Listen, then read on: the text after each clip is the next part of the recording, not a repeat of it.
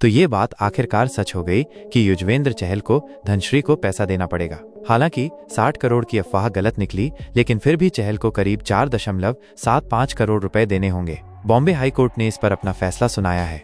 अब सवाल उठता है कि जब महिलाएं महिला सशक्तिकरण की बात करती हैं, दहेज के खिलाफ खड़ी होती हैं, तो फिर संपन्न और खुद को आत्मनिर्भर कहने वाली महिलाएं ऐसा पैसा क्यों स्वीकार करती हैं? अगर दहेज लेना अपराध है तो क्या यह भी किसी रूप में गलत नहीं है? यह मीठा मीठा गप तीखा तीखा थूक वाला मामला क्यों बन जाता है?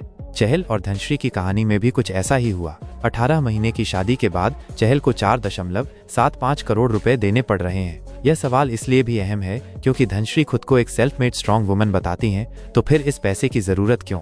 अगर दो लोग आपसी सहमति से अलग हो रहे हैं तो सिर्फ महिला होने के नाते पैसा लेने का क्या औचित्य है? बात सिर्फ चहल और धनश्री की नहीं है, ये एक बड़ी बहस का विषय है। समाज में महिलाओं के हक की बात होती है, लेकिन अगर किसी अमीर शख्स से शादी करके फिर जल्दी तलाक लेकर बड़ी रकम हासिल करने की प्रवृत्ति चल निकली तो इसे क्या कहा जाए? चहल की कड़ी मेहनत से कमाई गई रकम का एक बड़ा हिस्सा अब उन्हें देना होगा। ये मामला तब और चौंकाने वाला हो जाता है जब हम देखते हैं कि कुछ महिलाओं ने बिना कोई पैसा लिए तलाक लिया था। जैसे सेटा ने अपने तलाक में कोई गुजारा भत्ता नहीं लिया था, लेकिन हर कोई ऐसा नहीं करता।